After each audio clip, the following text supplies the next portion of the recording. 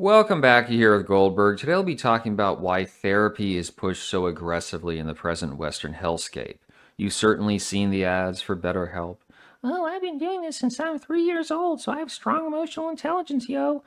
And then there's nefarious interpretations. They're trying to amalgamate all this data on people who have issues so they can groom them towards events such as what happened in Pennsylvania. Crooks, apparently his parents were a counselor and a social worker, so it might make you raise your eyebrows at least slightly.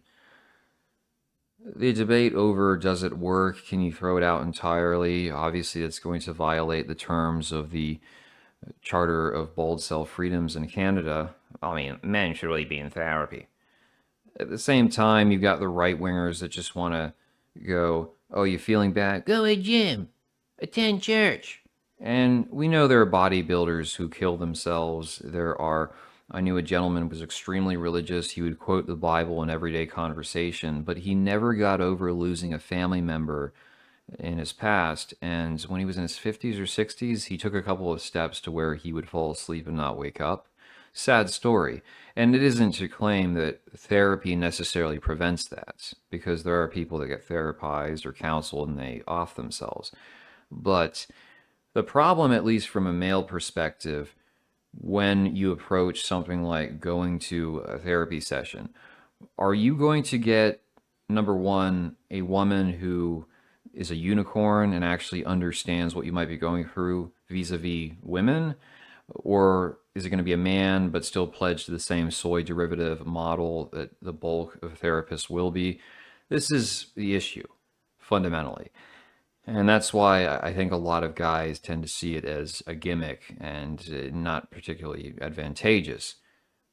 For instance, I was told, watch the channel Manifestel on YouTube. She's basically Asian radfem Hitler, and her comment sections read much like a Reddit thread where these women are going, oh, I know guys, they do overtime so they don't have to see the wife and kids they hate. They probably don't hate their spouse or their offspring, but maybe maybe the woman's insufferable. Maybe the way she interacts, her nagging, just makes them want to spend less time in the home because they like to relax a tad or address what she's complaining about instead of having to hear this constant meh, meh, meh, meh, meh, meh, meh, meh, meh, meh. But a mainstream female therapist is very likely to, dare I say, gaslight you or say you have a problem, like you're holding back from her. You need to spend your time just entertaining. You're not fulfilling her needs as far as the wife goes. And I can then recognize why a lot of guys would say therapy is not going to be of much benefit. But nonetheless, it's pushed aggressively on men. And why precisely? Most of you are probably far younger than I, so you don't recall, but late 90s, early 2000s, there was this moral panic fomented over young cream cheese males being fans of Marilyn Manson and Insane Clown Posse. Documentaries were filmed. Fox News was in overdrive. They said, Marilyn Manson, he's a misogynist, he's violent, he dresses like a Nazi, these demonic clowns. White boys are going to become criminals. We have to give them a better outlets. Have them watching GodTube and hanging out with Ted Haggard. Now, me personally, I didn't know who Marilyn Manson was. I heard the name, but I vaguely associated it with Marilyn Monroe.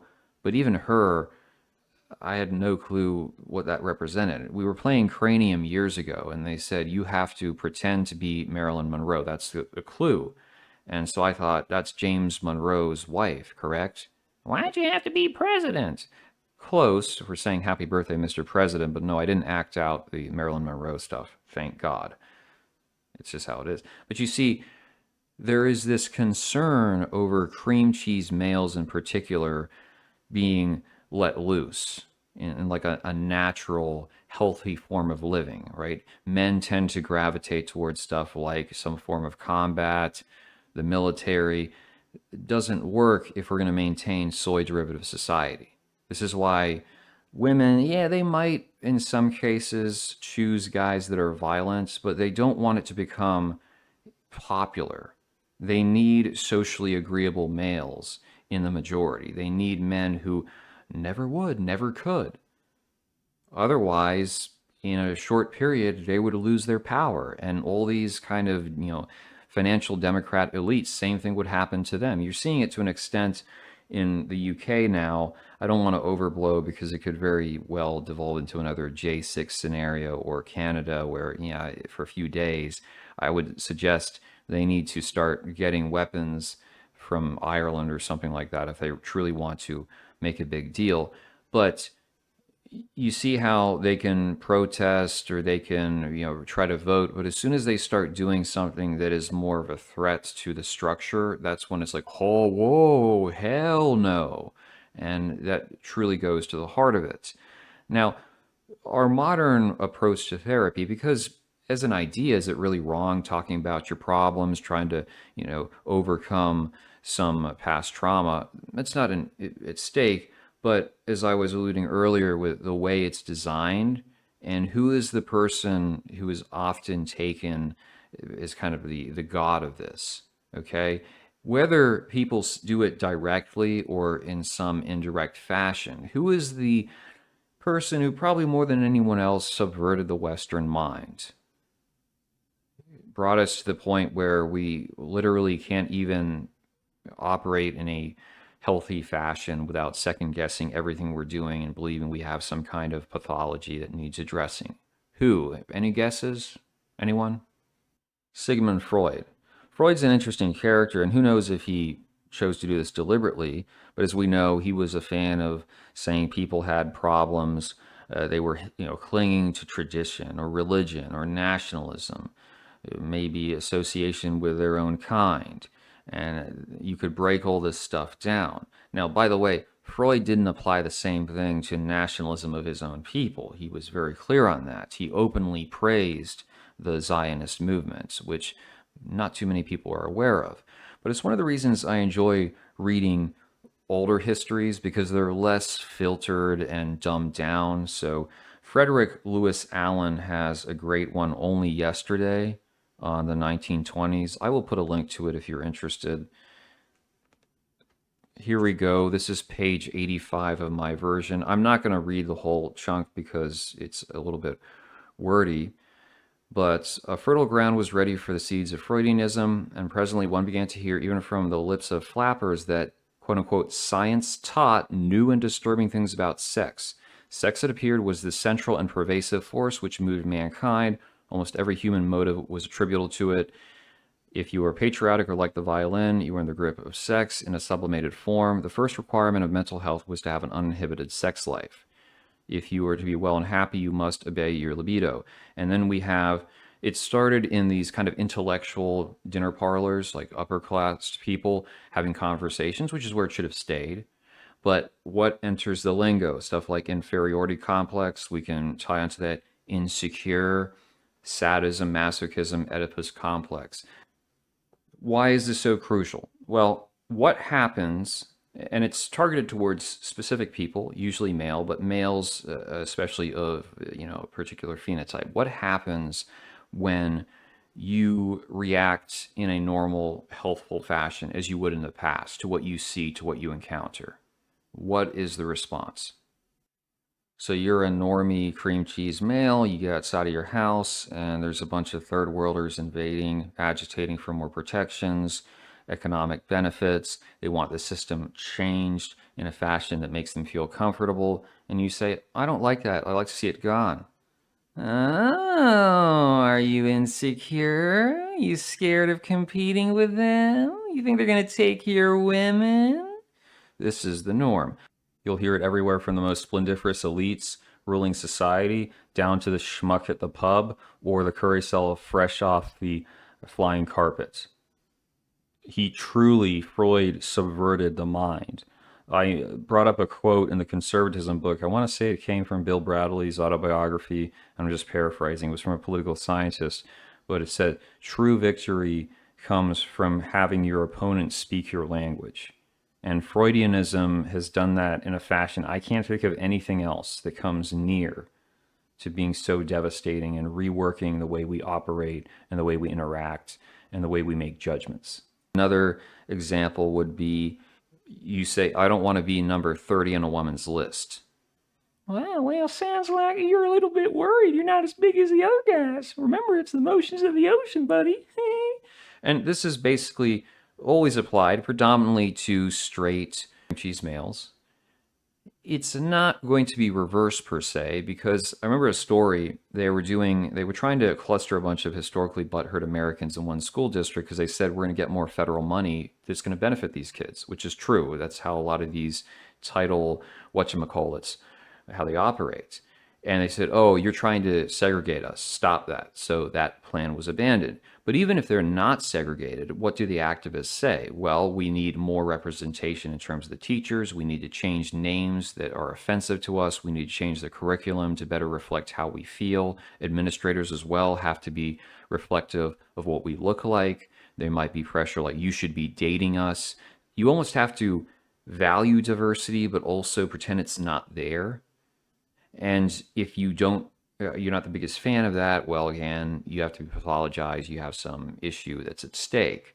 The same thing, we don't do that to women. We're not going to tell women, by the way, you need to have realistic standards if they go to a therapist. They're going to say, no, you should not settle for anything. Once more, go back to Manifestel's comment section. Oh, women, I've only met 2 cream of the crop guys in my life. Stay single, never settle. This is what is told to women. And as men are being browbeaten that stop being insecure about how many guys the woman's been with, you have women on Reddit talking about how he's amazing, my man, he does everything right, but he's just not as big as the guys I used to be with. So everything that is normal for a man to be concerned about is turned into some kind of mental problem, some deviancy that he has to address.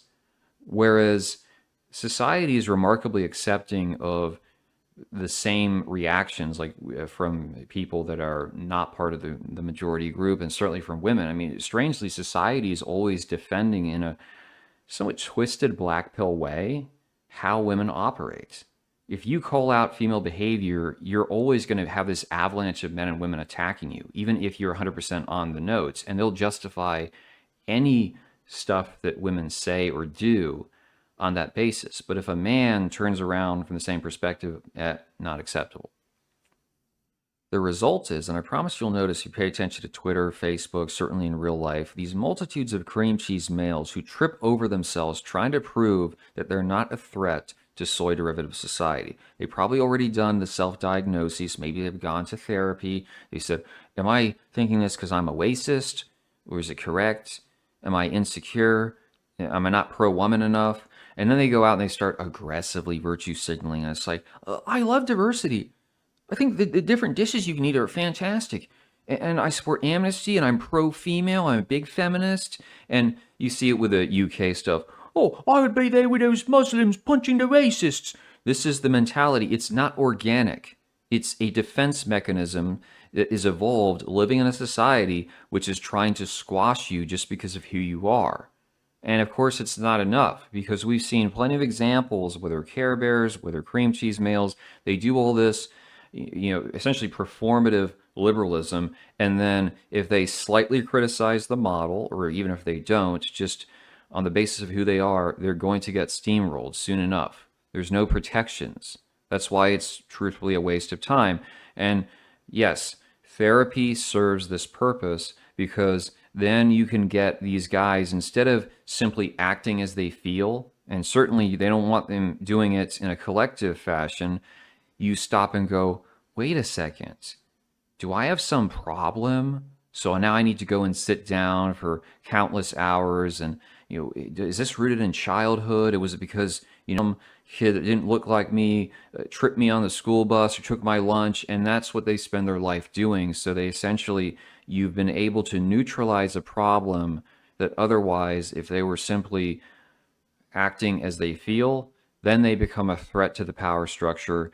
They could potentially bring down this regime, this matriarchy that women benefit from, and that simply cannot be permitted.